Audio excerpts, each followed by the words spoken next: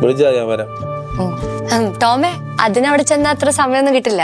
കാരണം ഐസക് സാറ് പ്രത്യേകം പറഞ്ഞിട്ടുണ്ട് ടോമിനോട് ഒരുപാട് ജോലി തീർക്കാനുണ്ടെന്ന്. പിന്നെ ഞാനും ടോമിനെ കുറിച്ച് നല്ലോണം പൊക്കി പറഞ്ഞിട്ടുണ്ട്. അതെ, നമുക്ക് ഇത്രയൊക്കെ പറ്റുള്ളൂ.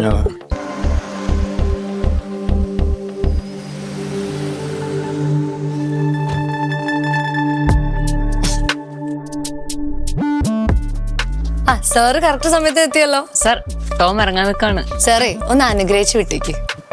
അനുഗ്രഹമൊക്കെ എപ്പോഴും മനസ്സിലുണ്ടല്ലോ. പക്ഷെ ടോം ഇപ്പോൾ ഒരിടത്തൊന്നും പോകുന്നില്ല.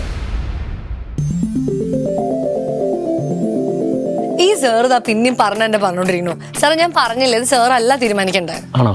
പിന്നെ ആരാ തീരുമാനിക്കുന്നത്? സാറേ സാറിന് മേലുള്ള ആരെങ്കിലും തീരുമാനിക്കേണ്ടതിൽ ഒരു മാറ്റം വരാൻ പോകുന്നില്ല. സാർ പിന്നെയും പിന്നെയും പറഞ്ഞോണ്ടിരിക്കുന്നത്. മേലെയുള്ള ഒരാൾ സാറിന് എന്തെങ്കിലും കൺഫ്യൂഷൻ വന്നായിരിക്കോ?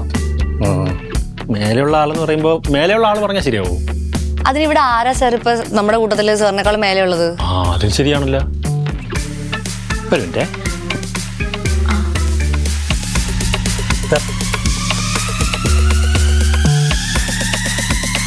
ശ്രീനി സാറ്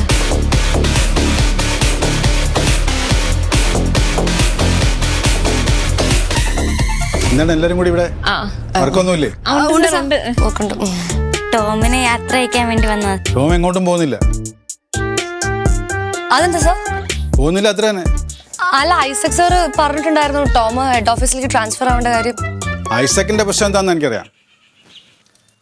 തൽക്കാലം ടോം പോയാൽ ഇവിടുത്തെ വർക്കുകളെല്ലാം പെൻഡിങ് ആവും. അതുകൊണ്ട് തൽക്കാലം ടോം പോകുന്നില്ല. വർക്ക് കംപ്ലീറ്റ് ചെയ്തില്ലെങ്കിൽ അറിയാമല്ലോ, ഹെഡ് ഓഫീസിൽ നിന്ന് ഐസക്കിന് അമലിനെതിരെ കംപ്ലൈന്റ് ചെയ്യാം. ഇവര് തമ്മിൽ പഴയ എന്തോ ഇഷ്യൂ ഉണ്ട്. അതിന് ഞാനും കൂടെ കൂട്ടു നിൽക്കണോ? Thank you sir. ടോം ഈ പ്രോജക്റ്റ് കംപ്ലീറ്റ് ചെയ്താൽ മതി കേട്ടോ. ചന്ദനല്ലേ ഇത് ഹെഡ് ചെയ്യുന്നത്? ക്രിസ്റ്റീന ഇതിലിതുവരെ ജോയിൻ ചെയ്തില്ലേ? ചെയ്തു സാർ. എന്നാ പിന്നെ വർക്ക് നടക്കട്ടെ. ജിൻസി സാറിന് എൻ്റെ ക്യാബിനിലോട്ട് ഇരിക്കട്ടോ. സാർ ഞാനിപ്പോൾ വരാം. ക്രിസ്റ്റീന താനൊക്കെ വിചാരിക്കുന്നതിൻ്റെ അപ്പുറം ചെയ്യാൻ എനിക്ക് പറ്റും.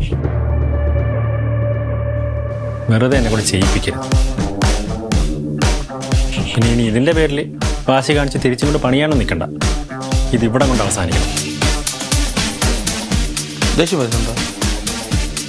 ഇനി പണിയണമെന്നല്ലോ തോന്നണുണ്ടോ?